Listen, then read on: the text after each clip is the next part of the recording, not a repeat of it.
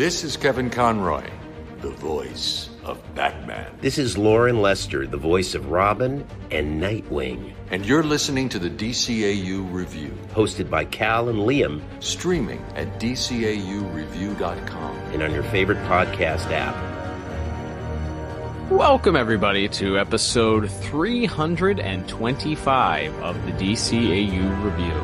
I am one of your hosts, Cal, and with me, my good friend, good brother, the man that runs our social media pages, it's Liam. Liam, we have just wrapped up an exciting 5-week month of August where we covered nothing that has to do with the actual DCAU, but instead talked about the latest incarnation of Batman, that being the Batman Caped Crusader Amazon streaming service. We reviewed the first 4 episodes of that series, and then last week we dropped a little bonus episode for the 5th Saturday just to discuss a general overview of the show, but we are stepping away from that for the time being.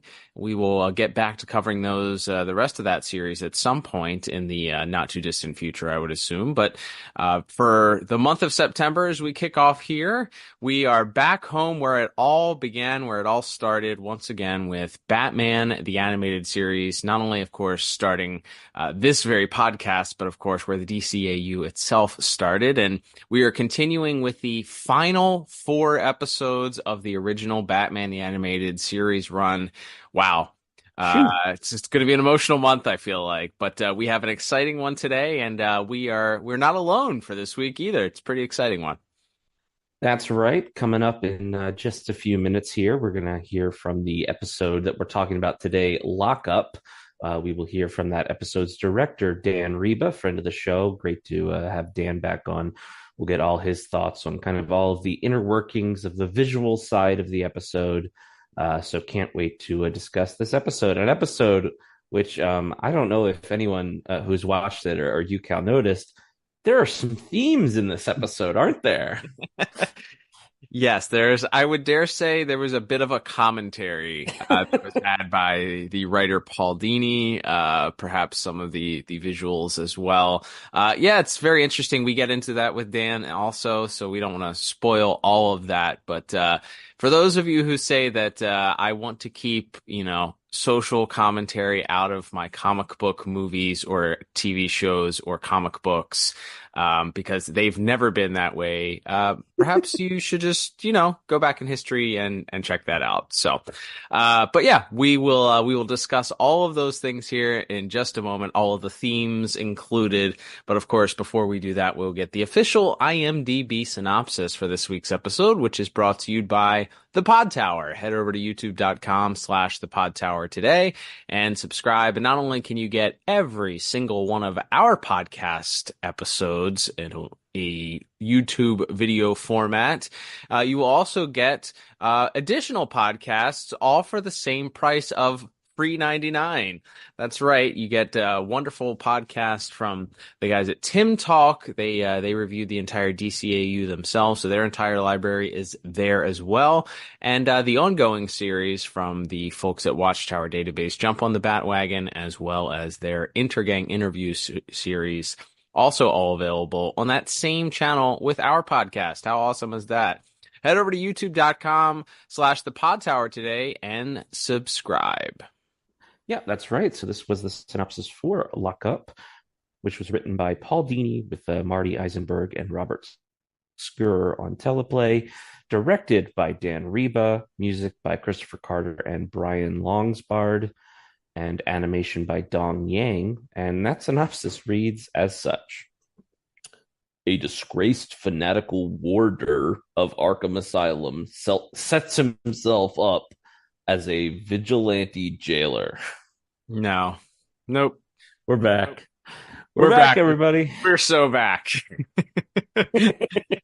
Oh man, IMDb synopsis. How I've missed your poor English structure, as well as making up words and really not including the true plot details. Thank you for that wonderful, terrible synopsis, IMDb. Let's do our best, Liam, here to straighten it out ourselves a little bit here as we kick things off with Batman and Robin entering Arkham Asylum with the Scarecrow in tow. And it's interesting because we learn very quickly here that the Scarecrow himself is scared, and it doesn't seem that he's afraid of Batman in this instance, or Robin. It's in fact, he's afraid to go back to Arkham. As we hear, he's trembling in fear. Batman and Robin are met sort of at the door of Arkham by this hulking figure of a man that we learn to be the new Arkham security chief. Very, very important here. He's a security chief. He's not a police officer. He's not a deputized member of the law. He's just a security chief of Arkham Asylum. And, but he's a hulking figure, as we mentioned, a very intimidating presence. And, he grabs Dr. Crane by the lapels, pulling him in. Dr. Crane, again, exclaiming that the only reason he was escaping was not to go back to crime, but to escape, this Bolton character. Look at me, Batman. I'm shaking with fear. Me, the Scarecrow. I wasn't even going back to crime this time. I just had to get away from him.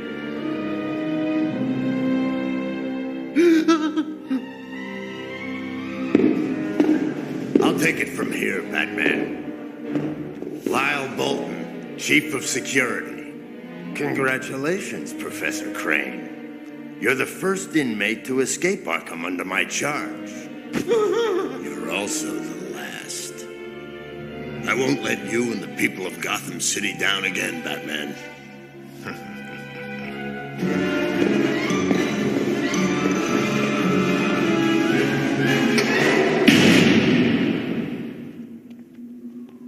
That Bolton's a 10 on the creepometer, but it seems like he's doing a good job keeping the inmates in check. Maybe too good. We hear a couple of days later that there's a hearing discussing perhaps some of the concerns of the inmates, and there's a board review which includes Bruce Wayne. We also have Commissioner Gordon, Mayor Hill, and Dr. Bartholomew all on this panel as they're addressing some claims by many of the inmates. Sitting down first is one Harley Quinn, or Dr. Harleen Quinzel, if you will, and they're asking and kind of poking and prodding and asking her to share any thoughts or concerns they have about Mr. Bolton's leadership. She says that she has none, and even once she's poked and prodded a little bit further by Dr. Bartholomew, seems to be irritated, yelling and screaming that she has no issues at all. Next up on the stand is one Arnold Wesker and Scarface joining him, who are also asked about their thoughts and opinions. And while it appears that the ventriloquist is going to speak up and say something, Scarface butts in and says that there's no problems at all, everything's fine and dandy, and that ends their time on the stand. Last but not least is one Jonathan Crane, who steps up, and he's been sitting there for at least 10 minutes, as they mention, without having said anything. And as they continue to poke and prod, he says that nothing is wrong, that he's going to keep quiet. And it seems that Bruce notices, despite their lack of sharing of information, that there must be something more here. So he takes this opportunity to sort of beat the beehive a little bit, maybe rattle the cage a little bit to see if anything happens. And when he suggests that extending Lyle Bolton's contract for another 18 months, and it does its job. Well then, based on today's testimony, I propose extending Mr. Bolton's contract for an additional 18 months. No, you can't. You don't know what he's doing to us. Shut up. Don't listen to Jerkface here. He don't know what he's saying. No, it's all true. If we don't speak up now, we'll never get another chance. He threatens us, takes away our privileges, even when we're good. We've heard enough of this nonsense. He says scum like us must be kept in line. That's why he chains us down at night and electrifies our doors. He held me over a can filled with termites. You hear me? Termites! He's an animal! A monster! Keep him away! Shut up! All of you! Talking about all the different tortures that Mr. Bolton has put them each through, electrifying bars, chaining them up at night, and of course, holding Scarface over a can of termites. Incredible. We'll talk a little bit about that later when we get to voice acting, of course, and with the director Dan Riba as well.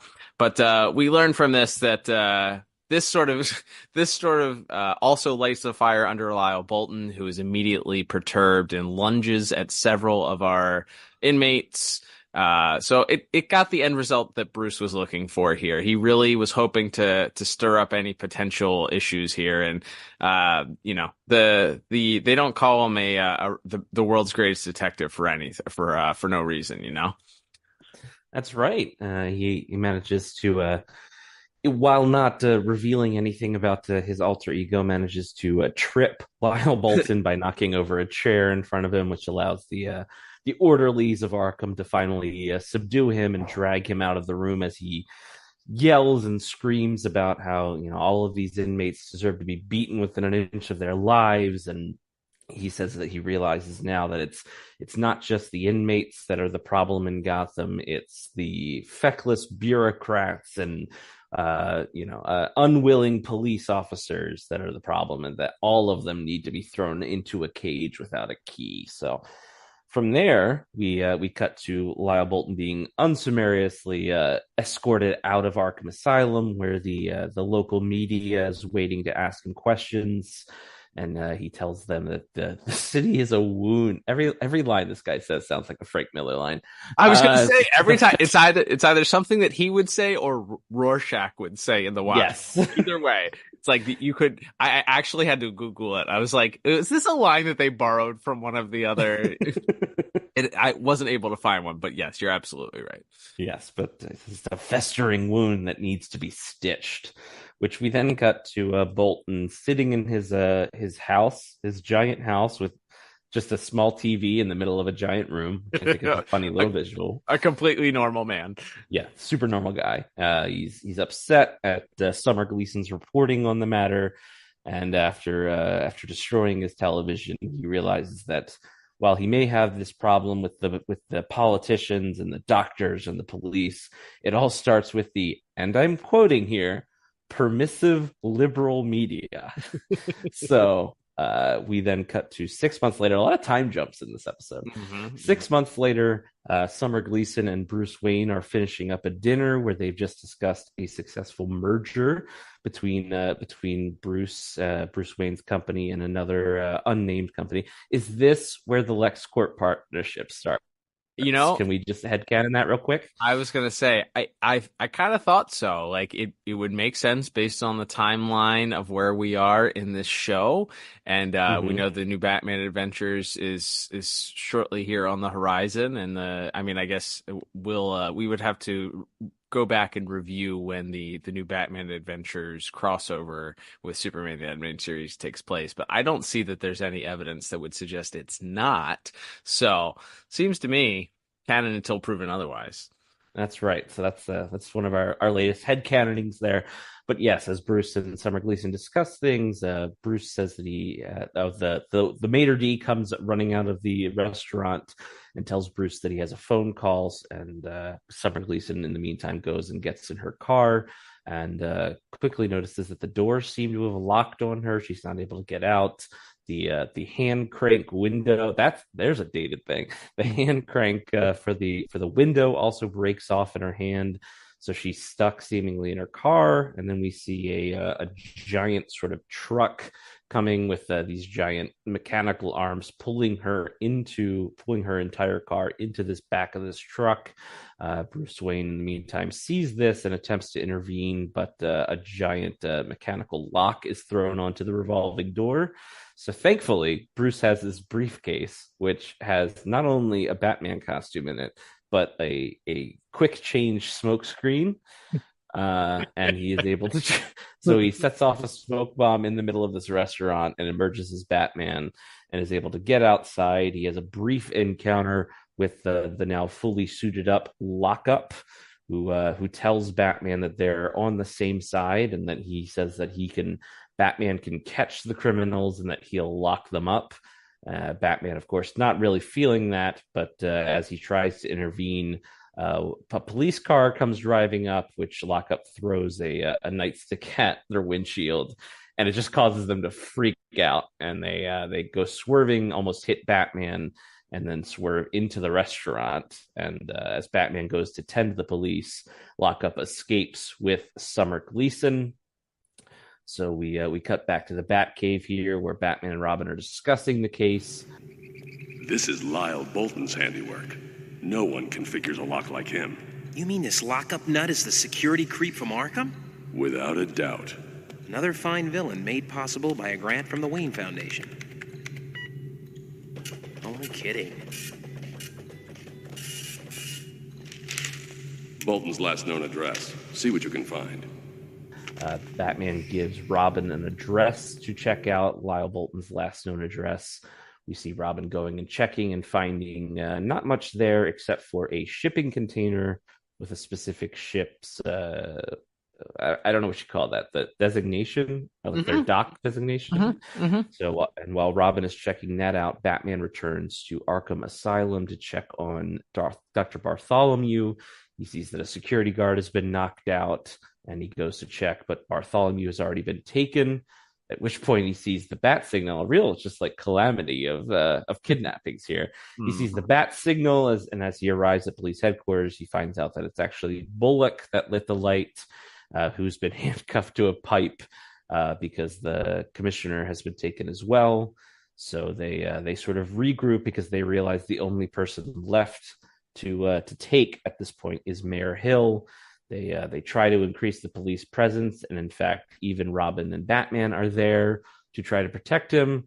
But he goes with the old tried and true smoke bomb down the chimney strategy, in the confusion, Lockup is able to nab the mayor as well. And as Batman and Robin run out to try to give chase in the Batmobile, he's also put one of those like tire lock things that they put on your car if they're going to tow it. A boot. Yeah, a boot. Thank you. So they are stuck there, and now Lockup has seemingly captured all of his various foes that he has decided he had. He has the liberal media, he has the mayor, he has the doctor, and he has the police commissioner, and he's keeping them all on this giant decommissioned warship. And thankfully, based on Robin's investigation earlier, Batman and Robin know exactly where to head for this big climactic confrontation with Lockup. Still nothing. Just as I suspected from the rust. A high salt content, like seawater. Hey, what if F-84 is the serial number of a ship? Bingo.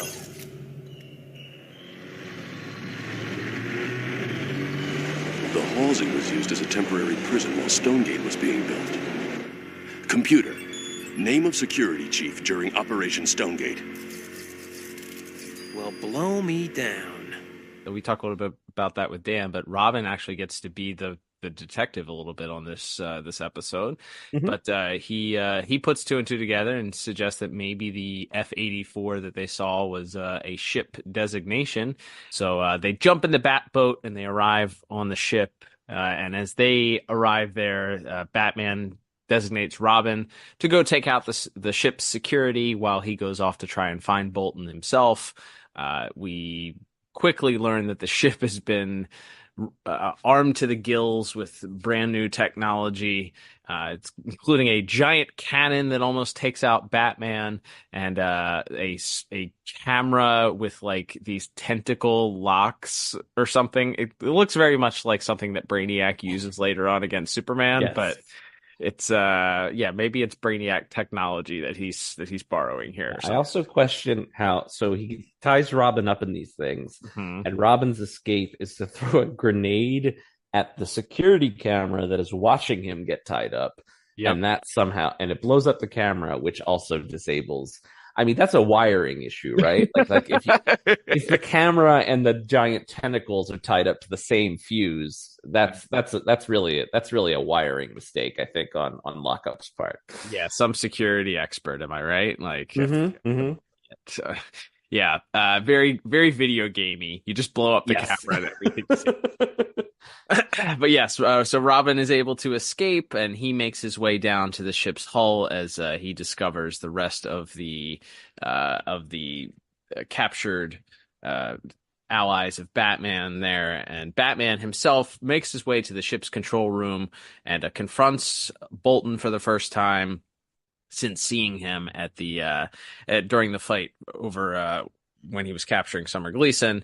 They have a bit of a fisticuffs that throwing each other around in the ship's control room, which allows, of course, someone to be thrown into the ship's control, which forces it to start moving forward with no one behind the wheel to navigate the giant vessel. It runs aground on some rocks. This causes a giant hole to be ripped into the ship's hull, causing the ship to begin taking on water and begin sinking. This is all while Robin, while being able to open up the actual prison cells, he's not yet been able to free the prisoners as they're also chained to the wall inside.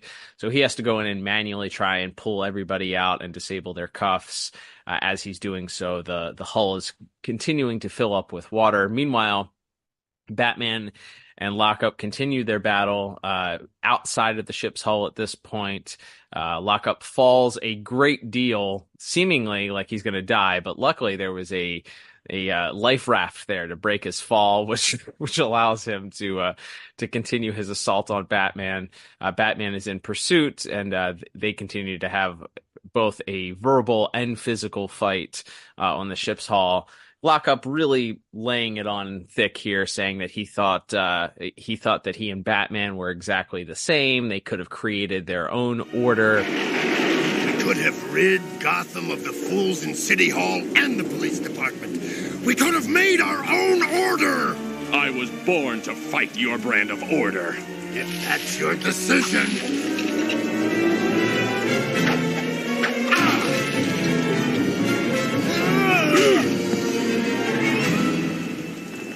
Batman, of course, says that it's his job to fight this type of order, and it appears that Lockup gets the upper hand as he's able to push Batman off the ledge, landing on now the almost capsized boat. We have a sort of a Titanic situation here, where the top of the one side of the boat is completely sunk, and so they're fighting on the very tip top, which is really the side of the boat. Essentially, Batman is knocked over and lands on the rudder, almost incapacitated completely. Lockup pushing his face towards some of the giant propellers that are underneath of it, nearly decapitating Batman. Batman throws some mud in his face and is able to thwart him and kind of get under his skin, which causes Lockup to punch Batman mercilessly in the head.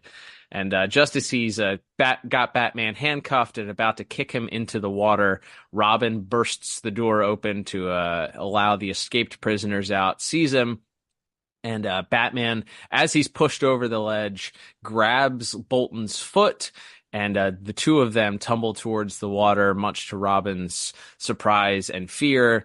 Both he and Gordon looking over the edge of the rudder, and just when all seems lost, a grappling hook shoots out of the water, lands on the rudder, and Batman emerges with holding a incapacitated Lockup by his shoulder pads. And Robin exclaims, I gotta teach him. I keep asking him to teach me that trick, but he hasn't done so just yet.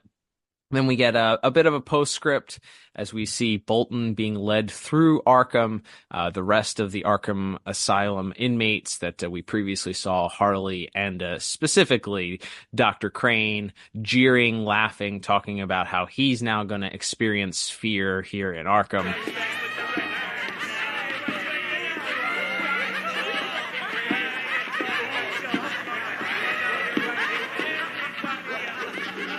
Now you shall learn new lessons in fear.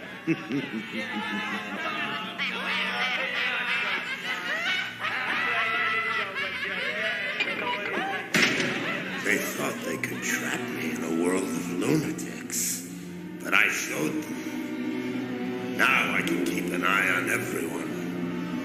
They'll never slip past me again. But it appears that Lockup is actually quite content and pleased with his new assignment as he's led to his own cell, saying that he can now watch and keep an eye on all of them, and no crazies will be able to sneak past them. And that's with a parting shot of his eyes darting in and around the little slot for his inmate door. That's where we wrap the episode. So, Liam, thoughts on the episode, plot? As we mentioned, there is a commentary here, and we talk a lot about that with Dan, so we won't go into full talk here about it right now, but it's a commentary on police brutality specifically. We talk about in a second that they couldn't really use police officers, and that was a big thing, so they used the security, inmate security instead. Yeah, I think if anything, in addition to the police brutality commentary, which we'll certainly talk about, as you said, in a moment, it's also, I think, maybe a more recent talking point is the, brutality in the prison systems in this country, especially. Also very relevant to this, and the way that people view, are we punishing people?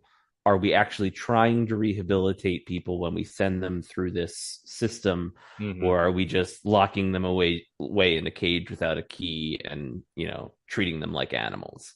Right. And again, it's not an easy question. It's not an easy, and there's no easy solution. Sure. So the fact that they touch on that, that part almost feels a little bit ahead of its time, because I think that's a much more common talking point in more modern politics. But the brutality thing, to your point, that's been going on as long as police have existed, as long as these systems have existed. So it is interesting to look at something that, yes, is now almost exactly 30 years old, touching on things that feel so relevant to present day. I think it takes an interesting look at that. Obviously, like you said, it's over the top. It's a caricature to an extent. The guy having this, like, especially when they get to the third act and they're on a ship with like tentacle traps and and all this extra, kind of wacky extra security, and he's in a balaclava and he's got a chain he's whipping around. Like it obviously gets a little, it gets comic booky, which obviously this is a superhero show, so it makes sense. But yeah, it's certainly, I applaud the idea to take a look at something like this through the lens of a superhero show. What does brutality in the police or in the prison systems or asylum systems look like in a superhero world? I think it's interesting, and as we'll talk about more with Dan, it's also just a good way to draw a line in the sand between what this guy is doing and what Batman is, what Batman and Robin do. Yep. And, Batman's speech, that he gives to Lockup about, the lack of compassion, the lack of a chance to be better, and how important that is to Batman, even with people like Scarecrow and Harley Quinn and whoever that have given him and given the city so much trouble. And the counter argument that Lockup represents, to an extent, of, yeah, but you're just letting these guys back out into the city and they're going to hurt even more people. And that is a real problem.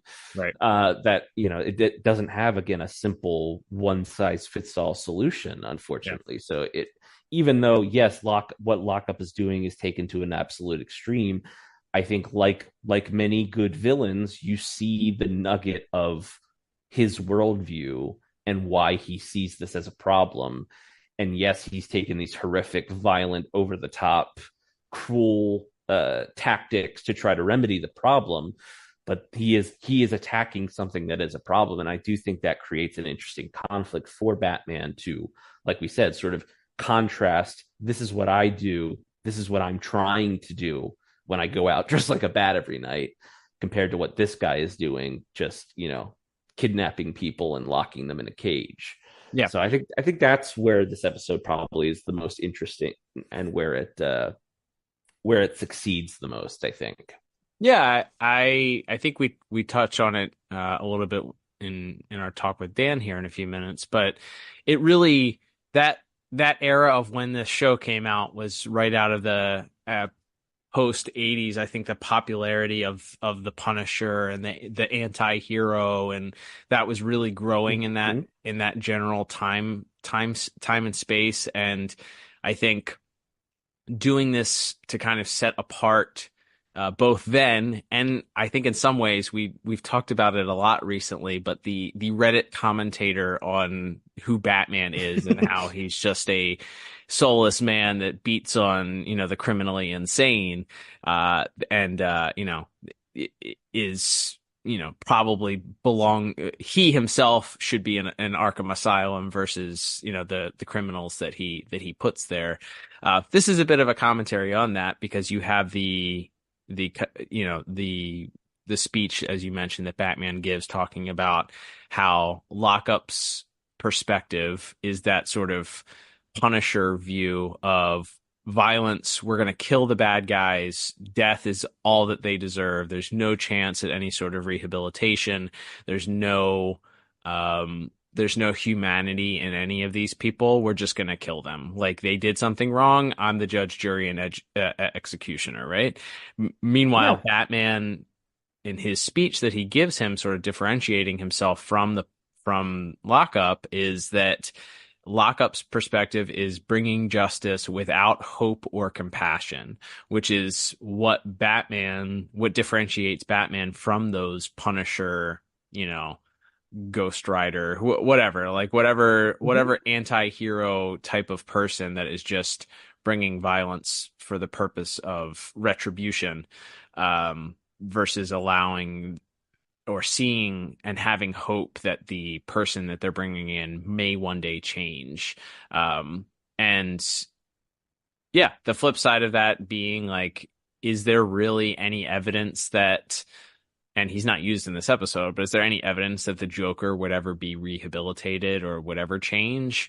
The argument could be made that no, that guy maybe would be the exception. However, but then you have cases like, especially in this universe, Two-Face or Mr. Freeze or even Harley, where they have done terrible, bad things, but then there are opportunities when they're given opportunities to work on themselves, to be rehabilitated. They do their best, and there are opportunities where you kind of see that little glint of hope or change. Whereas if you had just handed down an execution because they're creating more chaos, then you're like, well, I don't know. So yeah, it is an interesting contrast between those styles. I think it's a commentary on the Batman character. It really defines the Batman character too. Why that whole Batman doesn't kill thing, which I think, again, modern day people know that that's a staple of Batman. And there are some people that roll their eyes and say, this is ridiculous. Like, why killing doesn't make him a bad person if he decides to kill. Like the Snyderverse people were like, well, it's okay if he kills them. Like, it's not that, doesn't mean that he's any less Batman. And it's like, well, it kind of does, because this is the defining feature of this Batman, is that he believes, or even if he doesn't emote it, the reason why he brings and serves justice in this way is because it gives them a chance at being better and hopefully turning their lives around or changing. And we see that on a couple different levels and with different characters, those chances that you see, and you see the glint of hope, and Batman just refuses to give up. So yeah, overall, I think it's an interesting story.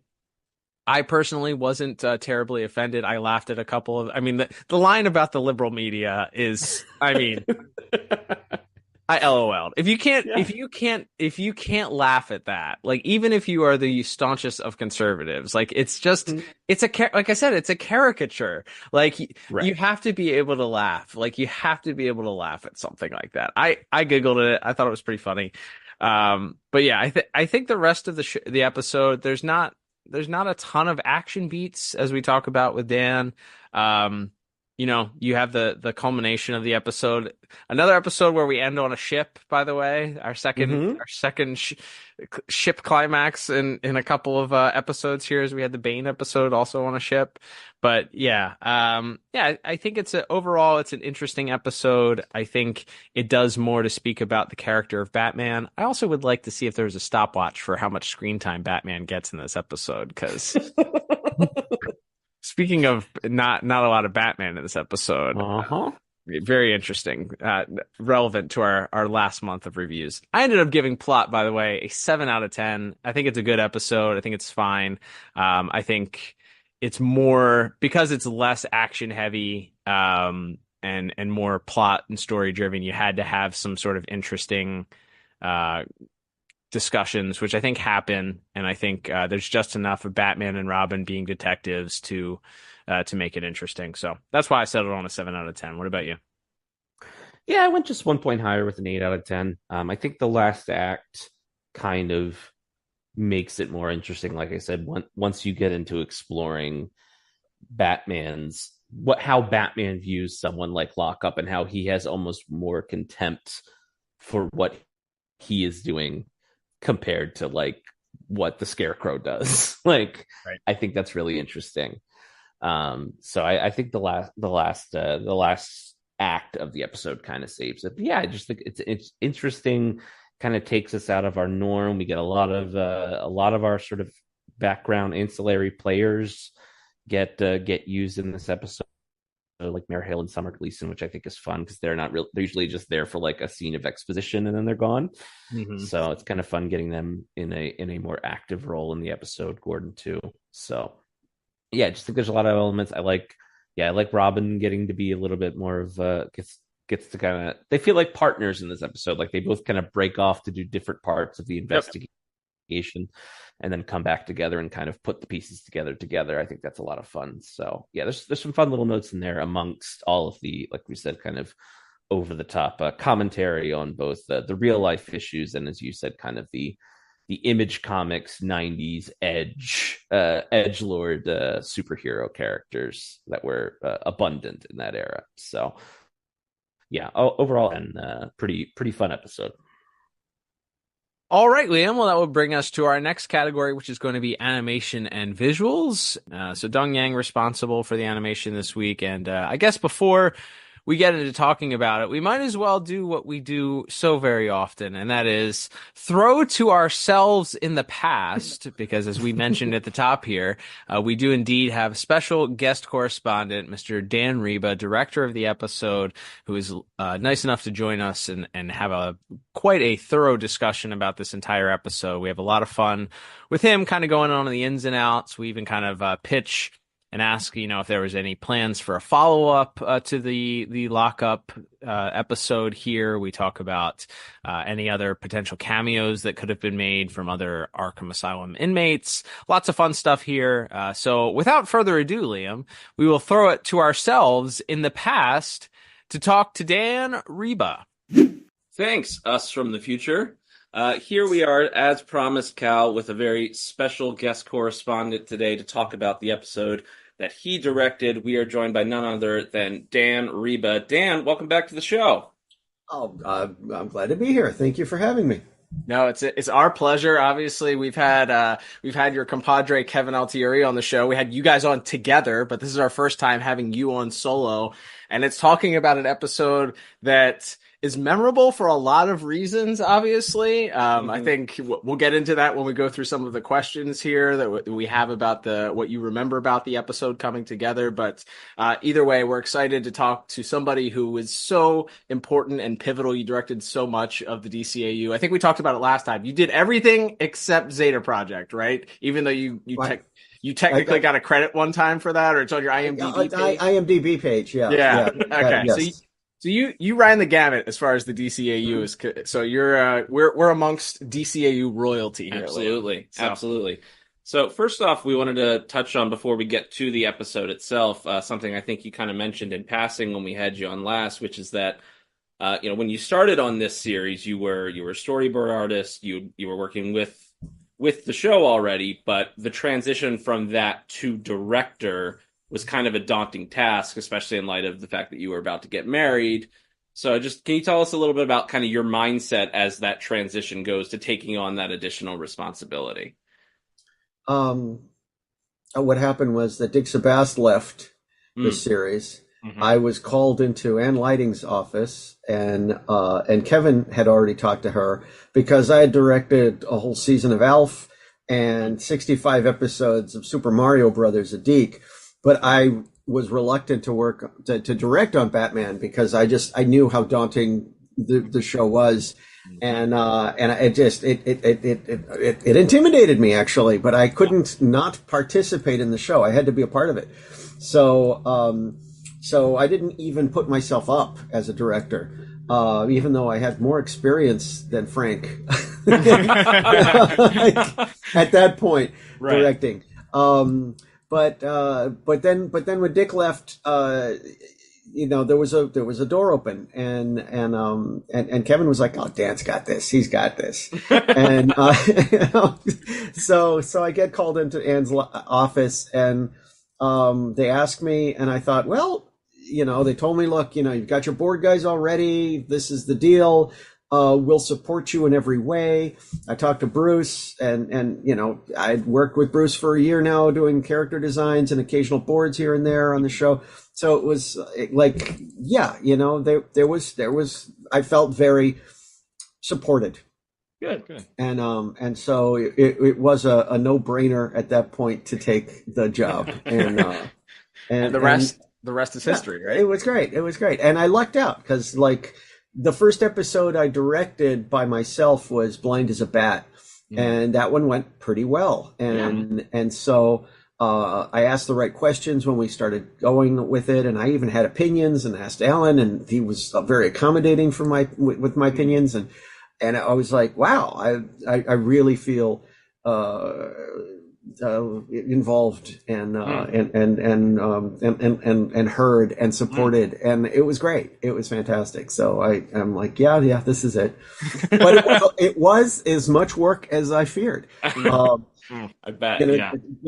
Dick's desk, he left with one show to lay out. The What is Reality was still in layout, and I, being a character designer, I was like, I knew what these characters are supposed to look like, and I knew animation. I'd done some layout at Ruby Spears, and so there were a lot of revisions. So you weren't just doing board revisions and notes from networks and this and that, and Bruce's notes or the writer's notes, whatever. You were mostly immersed in correcting layouts, and it was like all night. Practically doing this stuff. So it was a lot of work juggling, and I juggled okay back then. So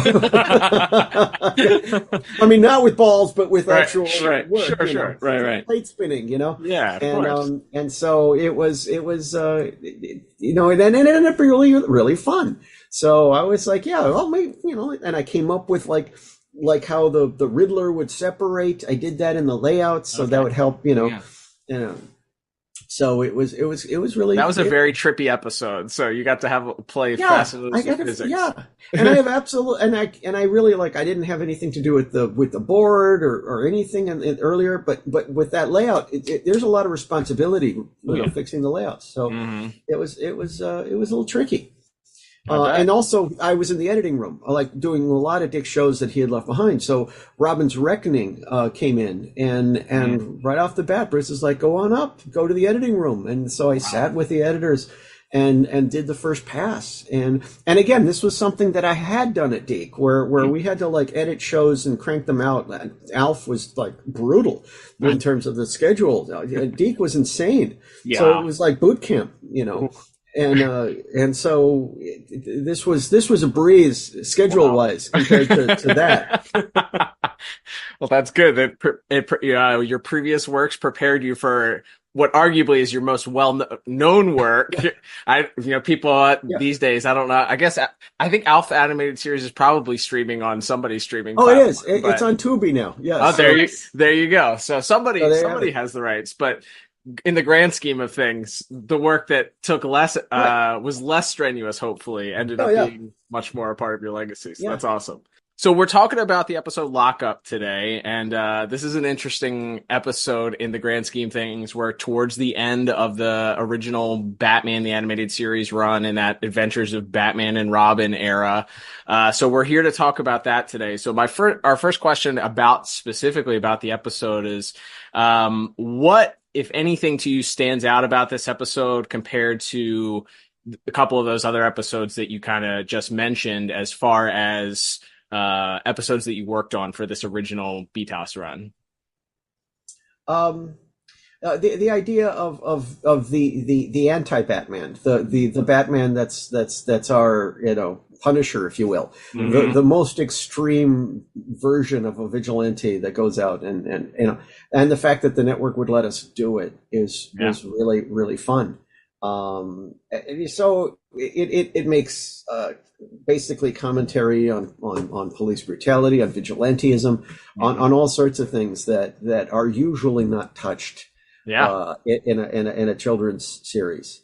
So I was pretty lucky to get the show, and it was it was what can I say, ballsy for the network to let us do this, because and then it still is a controversial show. People take it, like we're criticizing the police and and it's like, well, yeah, but it's not. It's a very specific. It's very specific in the comics. Yes. At which I think I just rewatched it again yesterday just for a refresh, and some of the things that I think we noticed or one of the things that I noticed was just. It's interesting because you think of Batman as a vigilante. So you're taking the commentary. It's like, well, aren't you criticizing Batman? But then you had to differentiate between who Batman is and this guy, like you said, the anti-Batman. And it's interesting because I think one of the favorite Reddit memes or Reddit topics is that Batman is a soulless, compassionless guy that's beating up on the mentally ill, right? That's people will say that, which, if you look at this episode, I feel like it walks that tightrope very well of being able to explain the difference between what Batman's thought process is. And yes, he has fisticuffs and violence with these people that are mentally ill. Right. But there comes a point where he has the compassion of no, I want to see them get better. We have to give them a chance to reform. Exactly. Which is not what Lockup is all about in this episode. No, there's some people that get off on the punishing, right? And they just want to spank the bad guy, right? Or kill them, right? And we couldn't do that, right? So I imagine not. If closed fists were a no, I imagine killing certain villains was probably off the table. Right.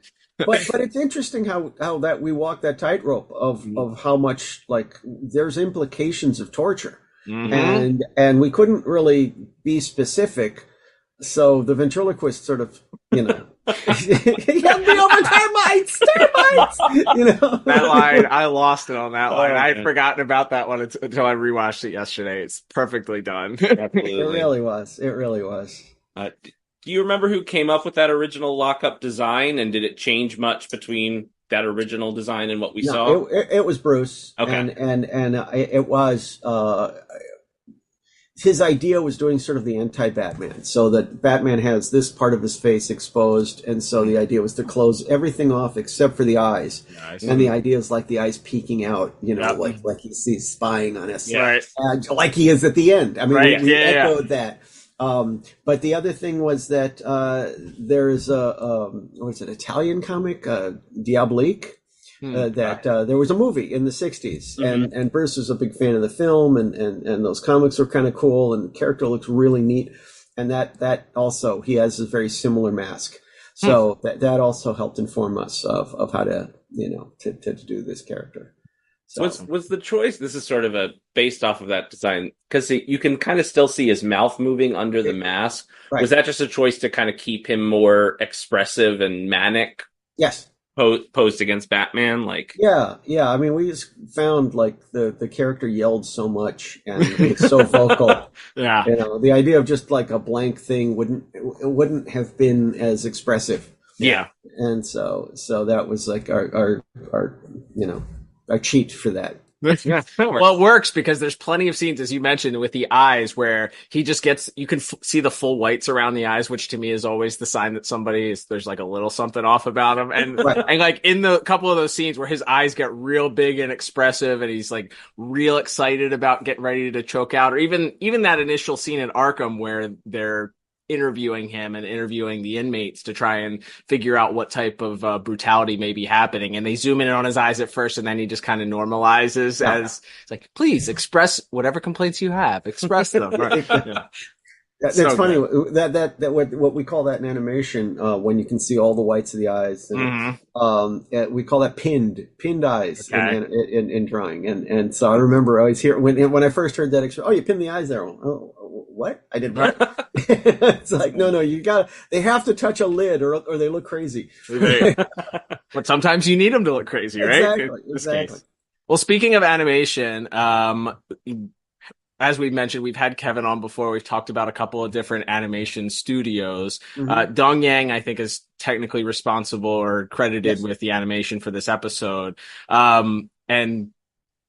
Kevin has never been afraid to talk about what he did or didn't like, which animation studios he did or didn't like. Right. Generally speaking, what are your thoughts? Were you happy with this episode in general, and then in general with the work that you had done with Dong Yang previously, and then maybe again in the future? The thing with Dong Yang is that they're a really dependable studio. They gave us quality work, and it really depended on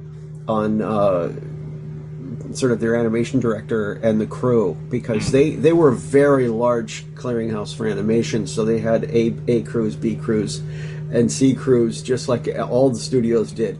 So you could get a phenomenal show and you could get an okay show. and so for the most part, we got pretty good shows. You know, they were never going to be the TMS caliber, but they did fine. They followed our X sheets and they followed our layouts and stuff. Although this show, I don't believe is laid out here. I don't know. I think they might have had the Japanese layout crew. I never saw layouts for Lockup. So, Interesting.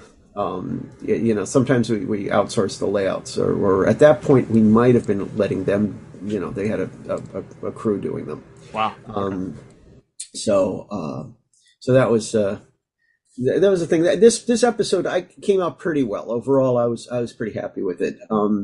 So yeah. I mean, boy, you know, it wasn't an ACOM. You know, right? That was the thing. You know? My goodness, thank God. And I don't think Kevin ever got an ACOM show. So I don't think he ever. He doesn't have the right to complain. I think he had some words about Sunrise, but yeah, I don't think we've ever talked to him about ACOM. Yeah. Well, you know, I would take any Sunrise over an ACOM. So you know, but we had some shows that, like, I believe Sunrise did, like, you know, they did good. They very anime, you know, very Japanese looking stuff, and so it was sort of atypical, you know, and we had stuff there where I remember, like, Bruce didn't really like the animation, but everybody else did, because, you know, he just thought, no, it looks it's off model and it looks too Japanese, you know, and it's like, oh, this is beautiful, and you're like, okay. Whereas TMS actually would nail the series style. Yeah. And they just had a fluid quality that they just learned how to in between in a way that just made things look like it had more cells than it did. They're impeccable animators. So tremendous. Yeah. The stark contrast, I feel like whenever, that's one of the things that we heavily discuss when we're doing our reviews, is the animation, whoever the animation studio is, and a TMS versus anybody else. It's like, oh, okay. Yeah, this is going to be a great, we're going to have very little complaints or critical things to say about this because it's a TMS show. You know, and I get nitpicky about some animation stuff where I notice hand acting, and I'm trying to figure out where the issue was, because the hand gestures were right, but there are maybe too many of them, and so, like, Harley's doing some stuff, and you're like, it just feels like maybe we should have held on that hand pose a little longer before we snap to the next one, or maybe it's anticipating the dialogue instead of actually hitting the line, because there's the boarding is great and it's actually hitting the acting, but somehow there's a slight disconnect between the animator, the storyboard artist and the animator, and I'm like, was that in the sheets? Was that the animators over there just not understanding what the line is, and then just kind of like not quite, but it's fine, but it's not snapped. It's not perfect, and you're just like, you just want that little thing to just like snap, But it's nitpicky. The director nitpicks. Of course, that's your prerogative. I was gonna say, I'm sure it's your baby, so you're sitting there watching it. Yeah.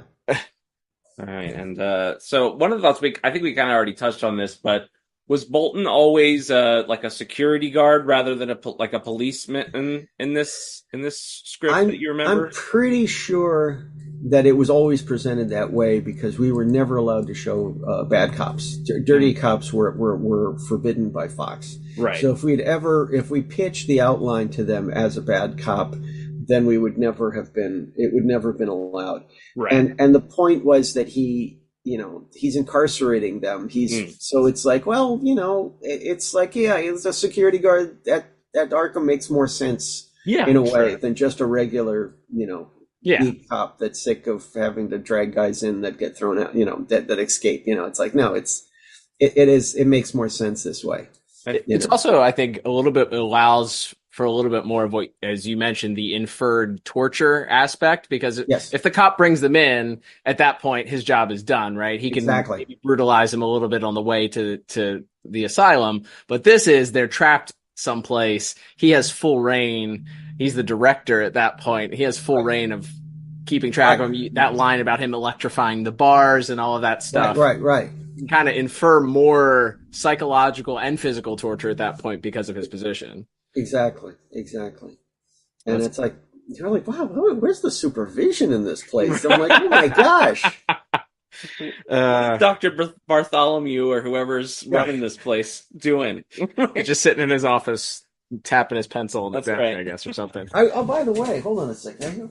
No, that's his back. But I actually did the character design for him. I have because I found out who the actor was, and I was like, oh, he looks like this, and because I remember he was on L.A. Law at the time, and so I did a little caricature of him, and so it Bruce kind of tweaked it a tiny bit, but that's pretty much. That's incredible. So I love that. Yeah, so I kind of felt like, oh, I did that character design. It's like, that's a neat little. I love that. That's pretty awesome. Speaking about specifically, we were just talking about the villains and their kind of role in this is they're the victim, obviously. So we get, Harley plays a role. Scarecrow obviously is probably the most memorable because he starts everything off and, really has the final laugh at the end of the episode when Bolton is finally amongst them. But who has the final laugh? Yeah. And then, of course, as you mentioned, Scarface and Ventriloquist really steal the show with the very little bit there that Scarface has. Do you remember, were there any other considerations of other villains or anything like that to be included with that group? I don't think we could have afforded it, even if, and I think it's just, these recordings are expensive and you have so many character voice roles allowed. Right. So you'll notice on some shows like Trial and stuff, how many characters are there but don't speak. Right. And it's like, there's a very we're really lucky when we get an Almost Got 'Em, and it's, even Trial had a lot. Yeah. But we just couldn't have everybody, Of course. Yes. And, so in this case, I think they were picked specifically for the punctuation of the script. Harley's always entertaining, and she's always, and also like the idea of him like brutalizing a woman is just like, oh, come on, this it makes him seem really worse. Yes, absolutely. And then the Scarecrow, obviously, the idea that a guy who's scaring the Scarecrow, is like a wonderful contrast. It's great. Absolutely. One of the things, by the way, talking about animation, I noticed I noticed there's a thing that they do that is sort of stopped. That we don't do an animation anymore where we have characters blinking to keep them alive. They call it keep alive. And I noticed that while Scarface is like listening to he's blinking, and I'm like, why does the puppet need to be kept He has alive? like a lever on his back that Arnold and is it's pressing. like he's just like, and it's funny because it's like, yeah, the Scarface is more alive than Wesker is. I think there's even the moment where like Arnold like puts up both of his hands and then like Scarface pops into frame, like somebody like live. It's so good. It really does drive home that fact that he's a completely separate entity than Arnold himself. It's so good, and obviously it plays it for some great like comedy punchlines in those little bits. Oh, it is. Oh, so good. Now this was a really fun record, by the way. Bruce Weitz was just knocked it out of the park. I was a huge fan of Hill Street Blues, and I thought he was fantastic. I don't know if you remember the Captain Freedom storyline in Hill Street Blues, but it was powerful. It was so great. It was their touch on the superhero genre a little bit, and it was really fun and tragic and just it was really cool. And he was so funny in it. So I knew we were going to get a good performance, but I remember there were chills. There were chills when he recorded some of those lines. We were just like, whoa! They all had goosebumps, and we're just like, yes, he nailed it. Wow. Yeah, I think because a lot of this episode, either in those opening scenes or what the scene I always think about is him sitting alone in this chair watching Summer Gleason talk about how. And just like you just see the rage sort of and you hear the rage and he getting more and more manic as it starts. Like he starts out with this kind of low growl and then builds to the big, right. And it's funny because that was one of those things as a director you help cast the board artists and you kind of like and that was the thing where it's like Ronnie Del Carmen boarded the first act. And so all of that marvelous acting between the characters and his intensity and that stuff where he's sitting in the chair and all the rage, that was Ronnie. And then Butch did the second act, which had a lot of the action stuff. And it's like, so he was really the king of the action. And then Brian Chin was like, he was really into like the ship. The mechanics of the ship was like really something that he was into. And he's a big World War II buff, and he just knows about all these. So he was helping us inform us on the carrier and on the ship that we were using. And so he helped get us reference and stuff on that. And so it was really like each person like had their expertise and their role, and it was really fun. You assembled like the perfect team there. You had the Wow. That's really cool. Yeah. I love that. You already touched on it with Mr. Weitz's performance, but do you remember anything else about the recording process of the episode? I mean, obviously you have George Zunza, you have Arlene Sorkin, you have Henry Pollock in as the three villains, you have a lot of our regular guest cast too, with Bob Hastings and Robert Costanza. Like it must have been a packed room on that day. It really was. It was a packed room, and it was. I just remember we had a really good time. It was really fun. We knew that the show would be memorable because the recording went so well. So they really nailed it. So love that. So we kind of touched on it briefly, but this episode has some not so subtle commentary, as you mentioned at the beginning, about police brutality, a very specific type of police officer. It's not a critique on all of policing; it's a very specific type. So given those very overt themes, do you remember Fox having? I know we talked about it before we went on the air. You might have some notes someplace, but what do you remember about what Fox said, other than no dirty cops, as far as the direction of where this episode was going once the story kind of came together and the standards and practices kind of commentary on it? I tell you, there were notes about, but oddly enough, it was mostly about violence. It was mostly about, Batman can't grab this, grab him by the throat. Oh, we can't have this. We can't, can we change this punch to this? They were all very specific violent issues as opposed to content. Because there was, he screams about beating somebody within an inch of their life, Yeah. which is a really ugly thing to say. Right. And Saturday morning generally didn't let people talk like that. Right. We weren't allowed to say kill or Right. you know? Right. You know, it's like, so, you know, this idea that, yeah, he's literally saying he's going to nearly kill them with, right, with beating, right, is like, yeah, we were still not allowed to show a punch to the face. We had to like punch the camera, and white flash, you know, but that was actually more powerful. Speaking of the inferred violence, there's in that final scene where Batman and Lockup are fighting on the rudder of the ship, right, as it sinks. There's a shot where Batman is handcuffed up from behind, and you see Lockup's hand go up, and you don't see it connect, you hear it connect, but it's clearly a large blow to the back of the head. Right. And I just remember yesterday when I was watching this, I thought, ooh, that was brutal. Like that was, and if you had showed it, it might not have been as rough, because your mind fills in the blanks, right? Fills in the blanks. Absolutely. That's what those white flashes help so much with that. And somehow they don't come off as jokey as like a bang and a pow like they used to do on the old Batman. Absolutely. Shows. What they were doing was really disguising the violence with that. You know, they were just making light of the violence on that old show, and they were just like putting those ouches and booms and moves to just kind of make light of it, but they're also covering it up. Wow. So never thought about that before. That's pretty awesome. You know, but we weren't making fun, you know. Speaking of notes from the network that you may have gotten over the years, it's pretty famous that there was at a certain point a directive that was verified by the change of the name of the show, right, that Robin needed to be in pretty much every episode you guys produced in this sort of back few episodes you produced.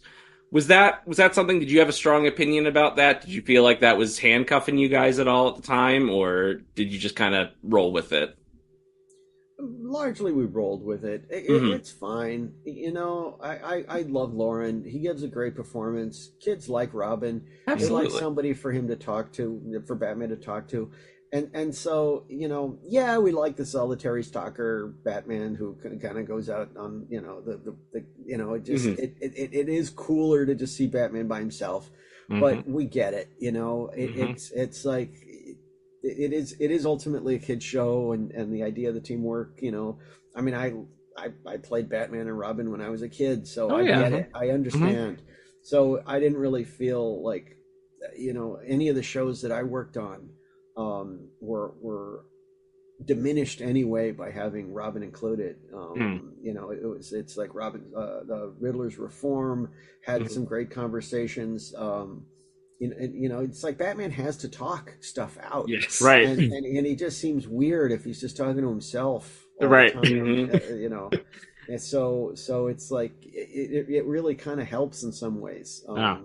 So in this case, that's like, yeah, this was good, because I think having Robin and Batman, like, you know, talk it out helped illustrate, you know, what kind of a nut Lockup was. I think Robin has the best episode in this or best line in this episode, which is another villain brought to you by the grant from the Wayne Foundation. Yes, that's a great line. Right?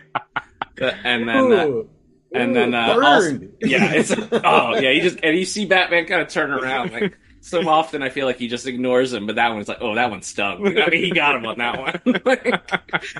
And then I think also it just allows you, as far as, you know, staging the action for that final beat, Robin is able to go after and save the hostages, while you can kind of focus that mano-a-mano confrontation between Batman. Exactly. It would have been awkward for Batman, you know, to have to like do both.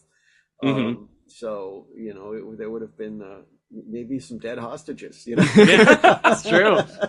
It would have drowned. Summer Gleason would be no more if we didn't have Robin. Yeah. This was not on our list, Dan, so this is kind of out of left field, but it just came to mind to me after I was watching the show. So when we have had Kevin on before, he has his he's you know, an aviation nut, loves old-timey airplanes and didn't like the Batwing. This episode heavily features the Bat.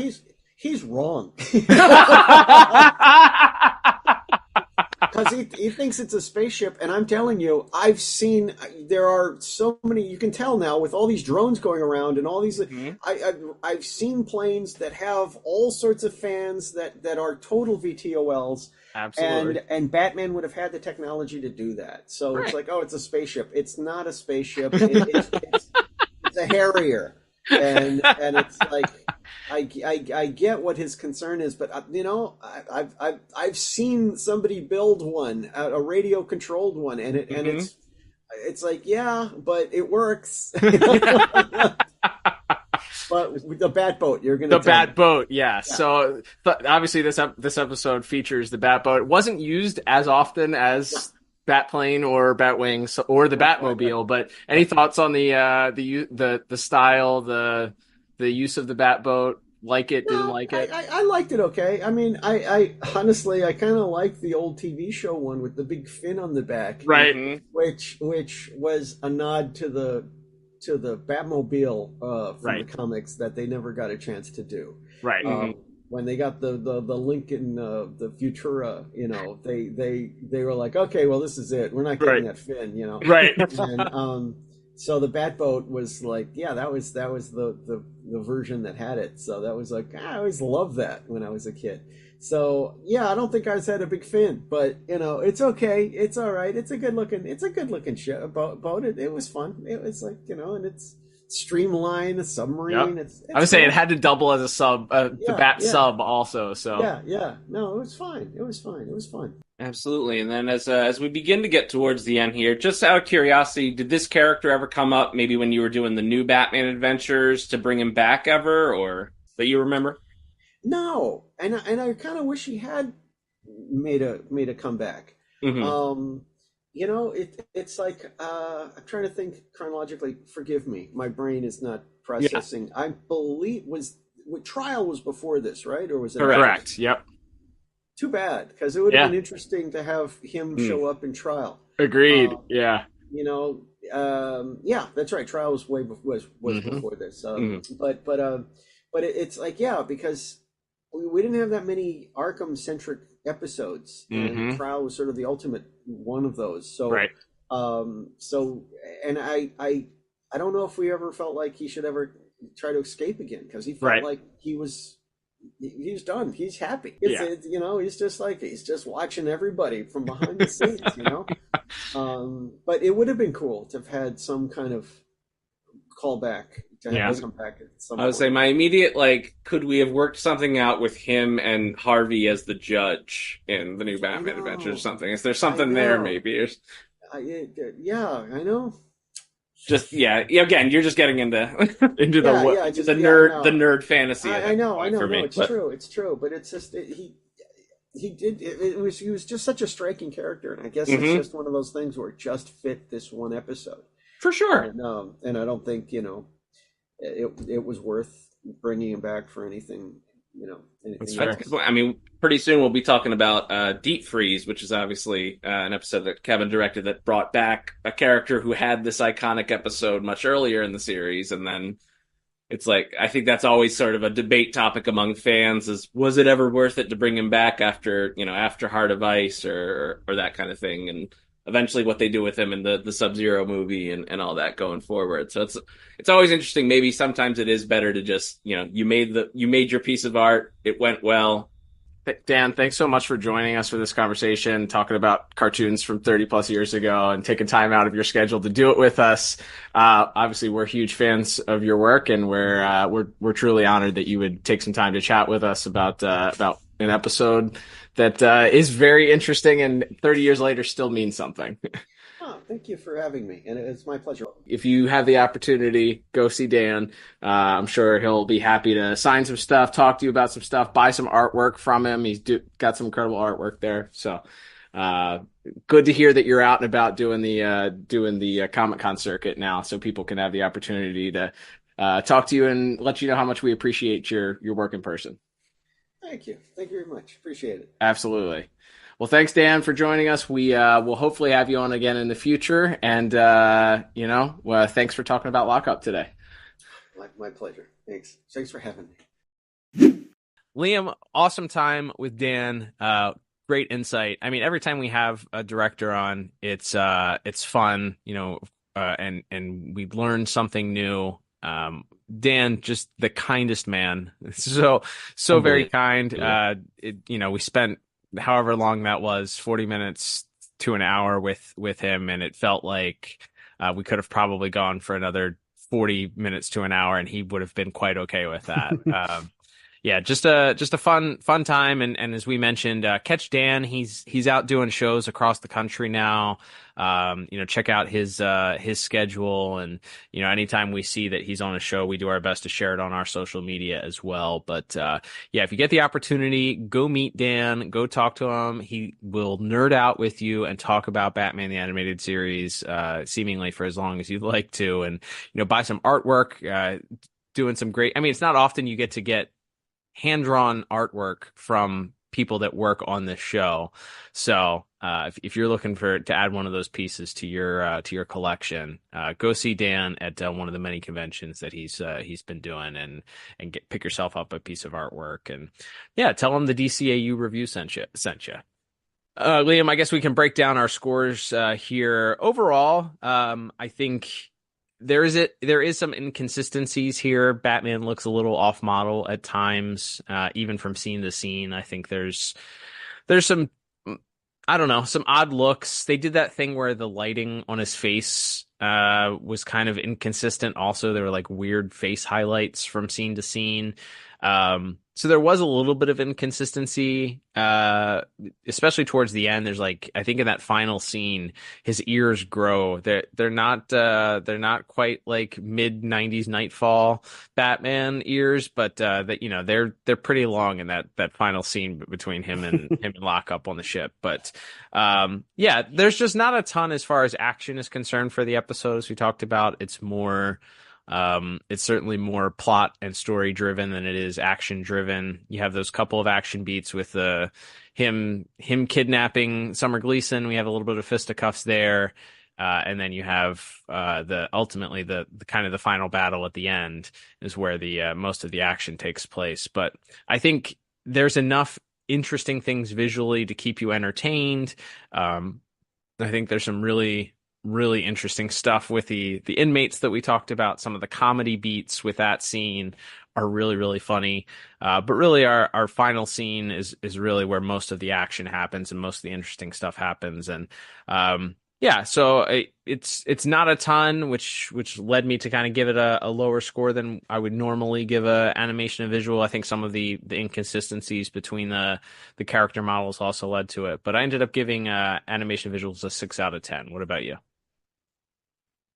Yeah, I was a couple points higher. I went out to an 8 out of 10. I do think the model inconsistency is a little distracting. But overall, I really like we talked about it at length. I really like the Lockup look, with like the chains and again, just feels like such an Image Comics character, which really fits with the tone of the episode. The thing where you can see his mouth move inside the mask is also that's always stood out to me as a really interesting visual choice. We obviously discussed that with Dan as well. So what's interesting with that though is that in that initial scene where he's capturing Gleason, for 3/4 of that scene, they didn't do that. And then it's like the act break. It's like he doesn't have it, and then we fade to black for the first commercial, and then when we come back, he has it now. Yeah, it's like I don't know if that was somebody else did the storyboards or if that was just a change. They're like, all right, well now he's got more dialogue in this scene here, so we're gonna, and more of it takes place like you have that one POV shot where Batman's inside the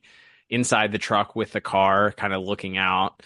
But yeah, it's very interesting that because in my mind's eye, he has it the entire episode, but then I remember those Skybox Batman, the Batman and Robin Adventures trading cards. There's a Lockup card that features one of the screen grabs from that initial sequence where he doesn't have the mouth. So I knew that, like, my brain was like, oh yeah, there is a part of this where he doesn't have the mouth for some reason. So yeah, very, very interesting change there with that, not being consistent throughout the entire episode. Yeah, and then just my final visual note is that final shot where he's being loaded into his cell at Arkham, and they have sort of the slot in the door so he can look out, and it's the shadow that is cast by that with just the light peering in through the little slot in the door mirrors the mask where it's just his eye. You know, the eyes are just in the light while the rest of his face is in shadow. I think is a really, really cool visual note as well. So yeah, some cool visual tricks, even if there's a little bit of inconsistency, and just the whole shipwreck, like the animation and everything with the shipwreck, I think is really well done, and the propeller and all that stuff is pretty great. So some cool tricks pulled out. There we go. All right, Liam, let's move on to our next category, which is going to be music. And as you mentioned, Christopher Carter and Brian Langsbard responsible for the music for this episode. And of course, Mr. Carter, I think we're pretty well familiar with. I think Mr. Langsbard only worked on The Lion and the Unicorn outside of Lockup, as far as Batman the Animated Series episodes were concerned. But I think for me, the thing that stands out for me for the music, other than the Shirley Walker Batman theme, which comes in at a couple different points, which I love, even the culminates at the very end as Lockup is locked up. We have I guess what amounts to the Lockup theme, which is very militaristic. We have sort of a snare drum beat that comes in. It's what we get when the title card pops up at the beginning and then sort of plays throughout as we're kind of intro to Scarecrow being dragged into the asylum. It comes back later on as we get our debut of the in-costume look of Lockup as he's dragging Summer Gleason into or her car into the back of his giant police vehicle. And then it once again kind of returns once Batman and Lockup are fighting in the rain and the lightning on the ship. So you kind of get this sort of, it's a steady beat with snare drums, and it felt very militaristic and sort of like something that you would hear assigned to like an invasion in a cinematic, if you're watching a military invasion or something like that in a movie, which seems to line up. Obviously, this is a very militaristic type of guy here, as he's being portrayed. So I kind of think it lines up for the character. It doesn't have like a resounding, recurring melodic theme to it.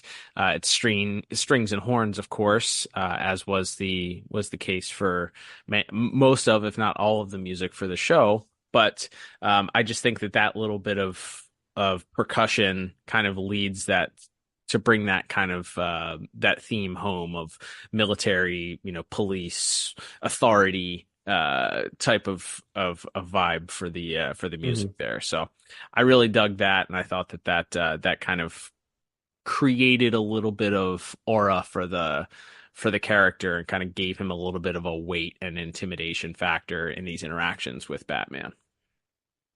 Yeah, I agree. That's a good point there. Yeah, it isn't the hummable classic villain theme that we get with some of our main rogues, but I think it absolutely fits the tone of the episode. Don't have much to add there other than I think the music once the ship starts to sink, when it kind of hits the rocks and you see it tear open, the music that kind of starts there, that has a great, like, it's like, I don't know, like an old school Calamity and like in an old movie or something, like the really dramatic strings and horns come in there. And I think that's a lot of fun. And the Shirley Walker theme coming in when it's sort of, the music kind of drops for a second, and then when the grappling hook shoots out of the water, the theme kind of pulls out real triumphant. I think is a great moment as well. So I ended up settling on a 7 out of 10 for my music score.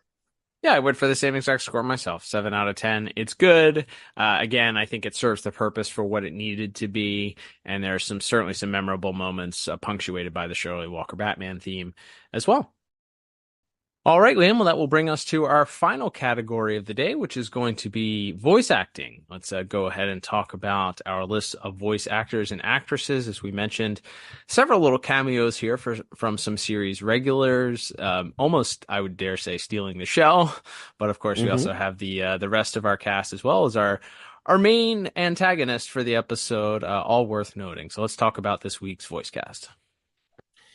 Yeah, so a lot of regulars. Not a lot of them get a lot to do, but we do have Bob Hastings as Commissioner Gordon. We have Bobby Costanza as Harvey Bullock, Lloyd Buckner as Mayor Hill, Marie Devon as Summer Gleason, all in there, and then Richard Dysart returning as Dr. Bartholomew. So a lot of our background players get to appear in this episode.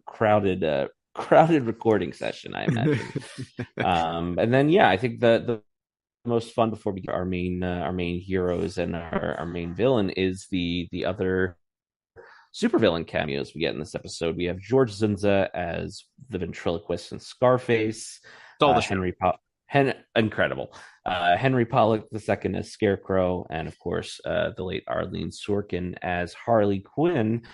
That sequence when they're on the panel is great. I mean, Henry Pollock gets a little bit more because he also is in the opening scene where he's sort of begging Batman and Robin not to turn him in because he doesn't want to go back to Arkham. And then the contrast, like you said, they're all sort of being very quiet and refusing to comment. And then, as you said, George Zunza as Scarface, just maximizing your minutes, as we like to say on this show.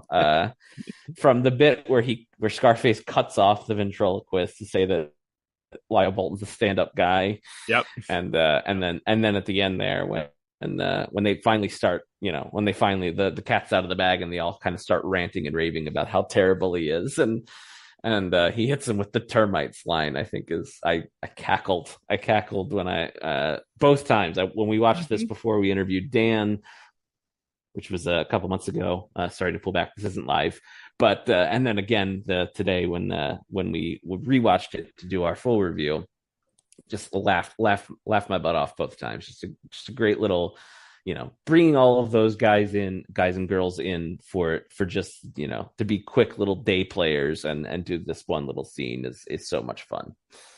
Yeah, it's like I said, stole the show. Absolutely hilarious, that little bit. Even that brief little scene there. I think we talked about with Dan talking about potential, was there ever any consideration for other cameos or anything like that? And he mentioned that he didn't remember there being any, but also looking at the ones that they ended up choosing, it adds the perfect amount of like Paul Dini levity to this episode.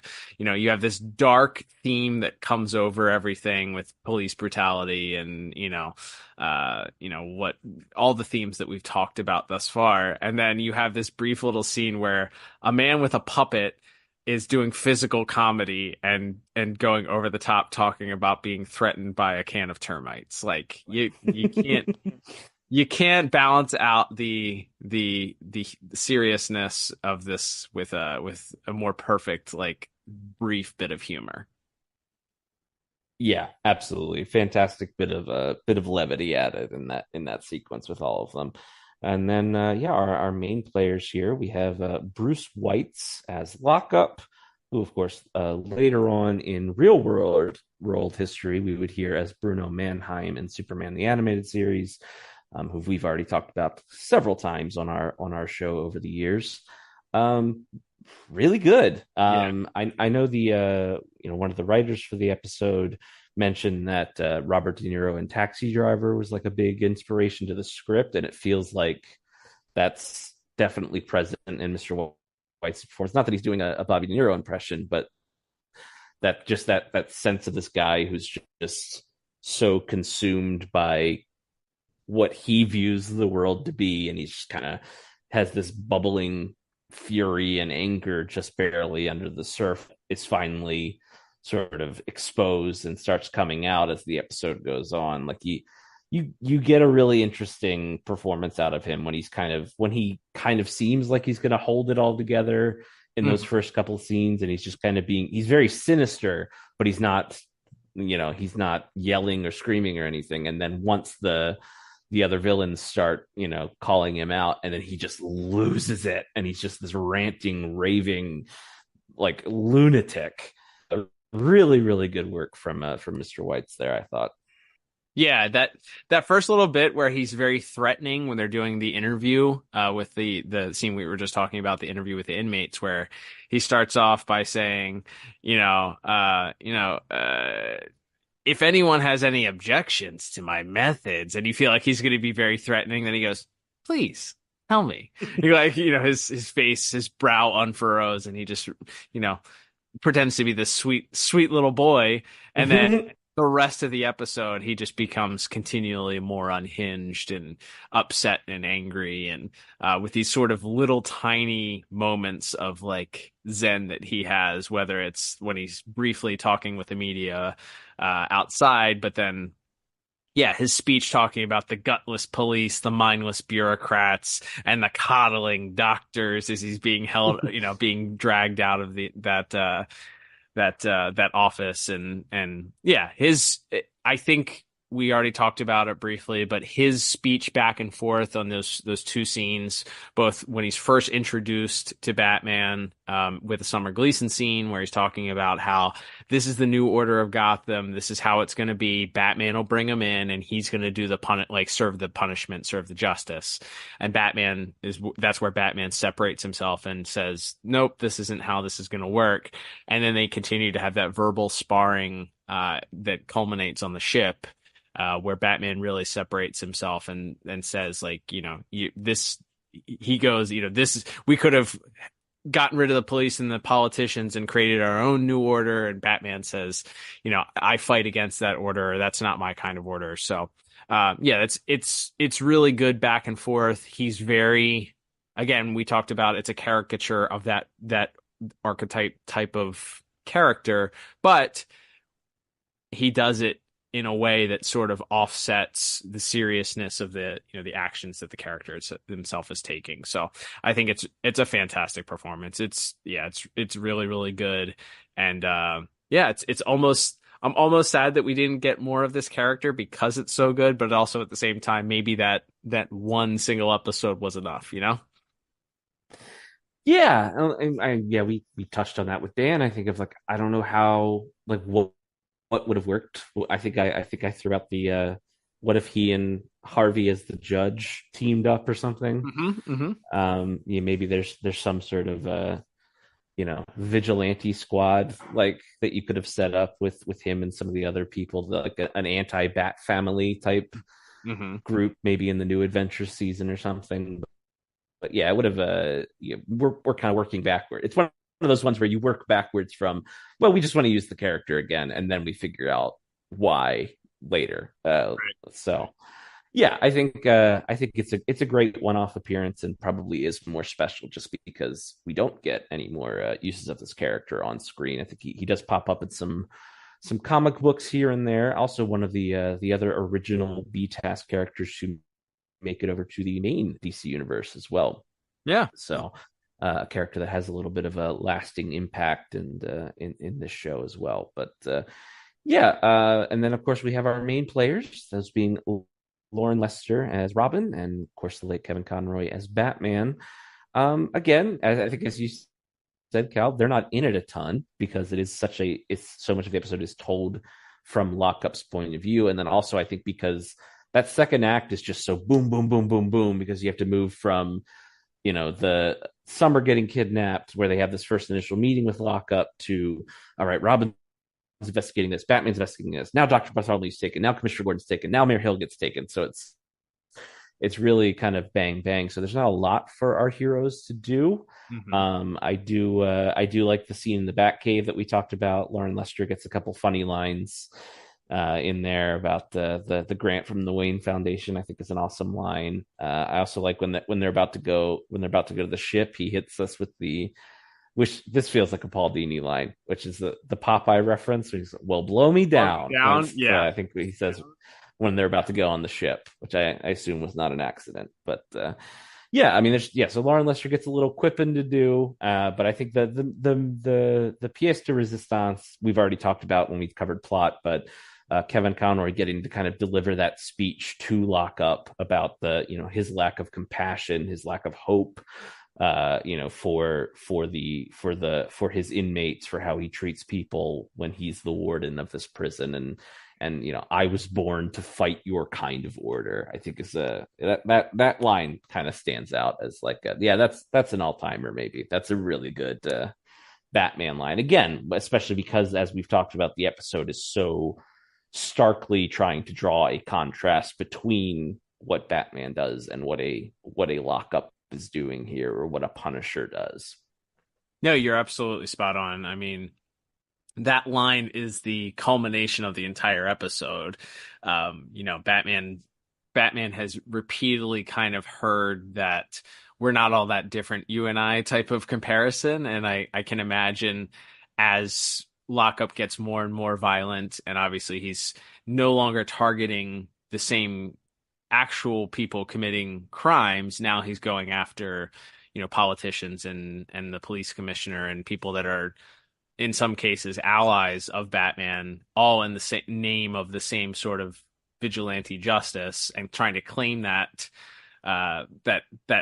they're all under the same sort of flag there. And Batman's like, no, like this isn't, we're not the same. We're not even close. I actually fight against this type of thing. And the passion and the conviction in which the late Mr. Conroy delivered that line, I mean, it works so well with the music that comes, swelling underneath of it. But yeah, it comes from what feels like authenticity. So yeah, I love it. It's a great line from him. And as you said, he doesn't have a ton as far as impactful lines are concerned, but even, going back to that scene where he's able to sort of goad Lockup to kind of reveal his true nature in tripping up the both literally and metaphorically tripping him up in that scene with the other inmates. It's the subtleties in which he was able to deliver some of those lines and kind of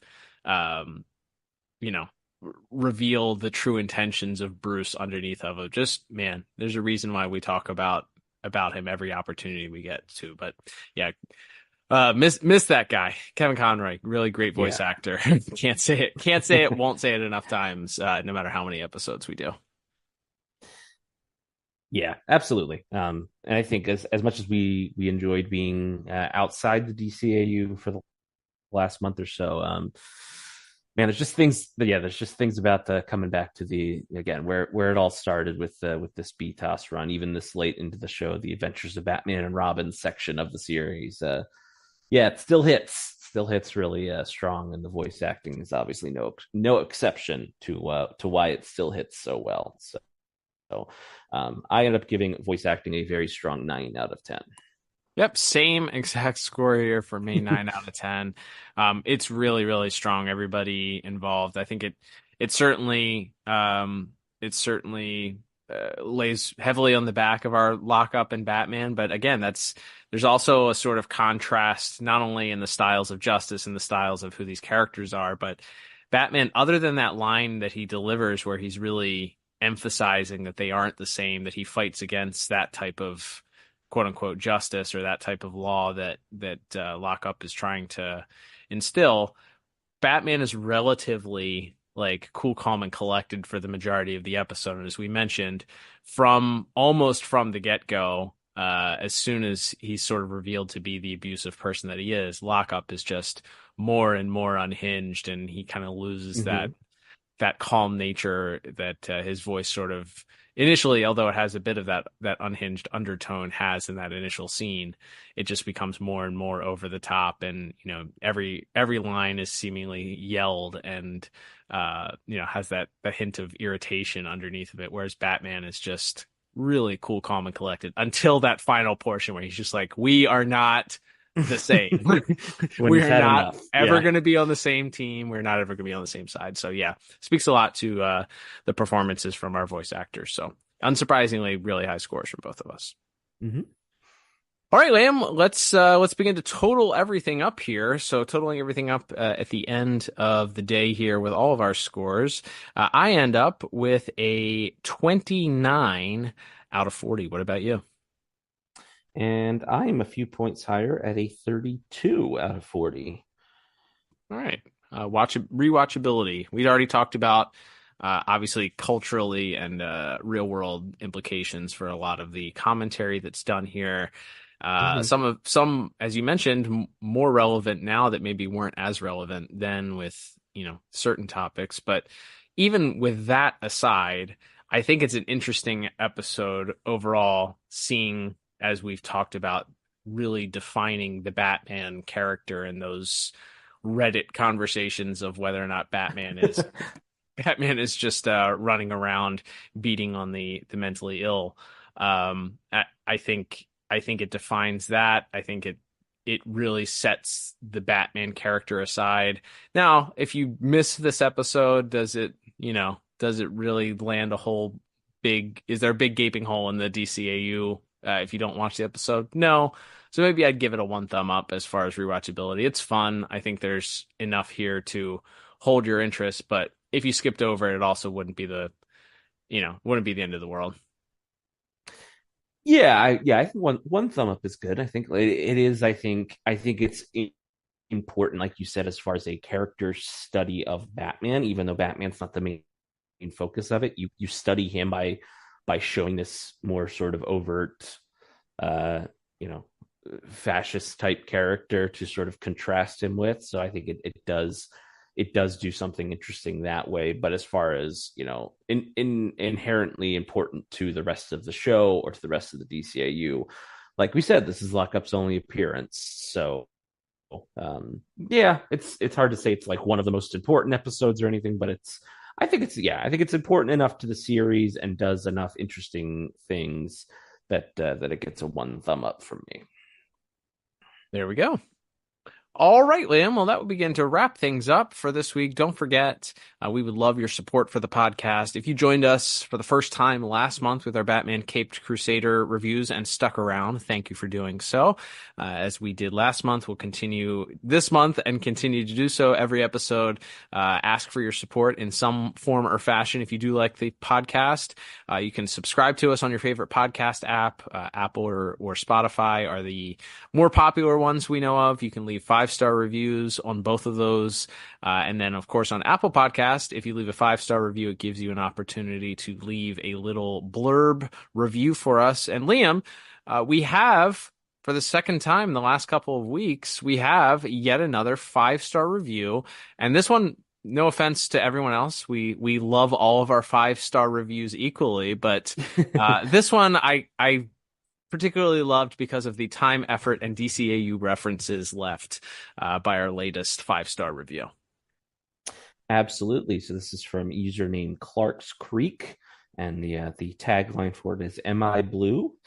And then the substance of the review is, "Fortunately, not when I listened to the DCAU review." In parentheses, I'm trying to make up for the lack of rhyming in the DCAU's version of Etrigan. I found out about this podcast thanks to Watchtower Database. Hey, thanks, guys. And I'm super glad that I did. I really enjoyed listening as Cal and Liam assess each spotlighted DCAU episode by examining the individual aspects of plot, animation, music, and voice acting. I also appreciate that they extend their coverage beyond just the DCAU by applying their signature review style to episodes of non-Timverse DC animated series as well, especially Clark's Creek's favorite, The Batman. Whatever this mystery gift is that I'll be receiving for writing this review, I hope Cal and Liam are better gift givers than Mongol in For the Man Who Has Everything or Booster Gold in The Gift, and that I don't wind up with a Black Mercy on my birthday or with a twisted alternate reality before my wedding. Oh, that's a reference to a Tom King Batman story. All right. I didn't get that when I read this the first time. Anywho, thank you so much to Clark's Creek. You can reach out to us, as mentioned, through the Twitter /X DMs or through Instagram. Hit us up with your mailing address, and we'll drop you something as a little gift ski for leaving that review. And hey, someone else could get a gift next time if, in fact, they also leave us a 5-star review. That's right. So that's your little encouragement there. Thank you to Clark's Creek for taking the time to leave such a nice, funny, and amusing, thorough review of the show. We appreciate that greatly. And then, of course, if you want to support the podcast in any other way, as we mentioned, you can follow us on social medias at DCAU Review on most social media platforms. Follow us there, interact with us there. We do speak and do our best to interact with people regarding all things DC and DC animated universe.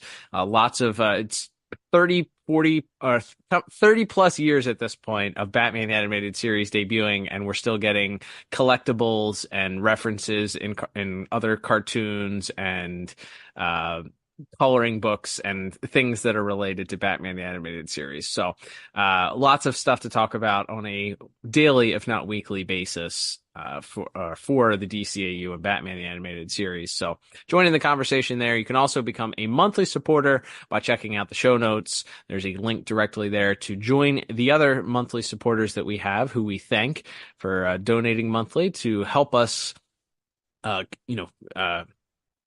support the podcast monthly. And then, of course, you can also check out the store to pick up a piece of merchandise if you want to support the show that way.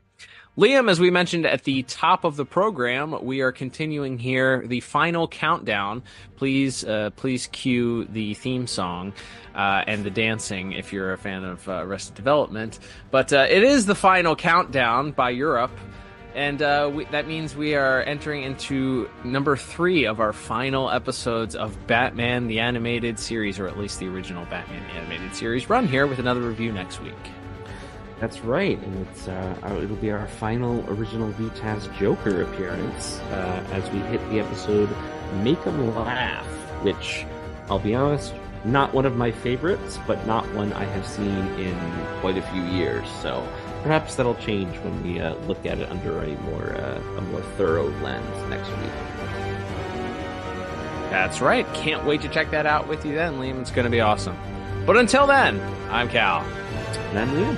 And we'll talk to you on the next episode of the DCAU Review. Adios.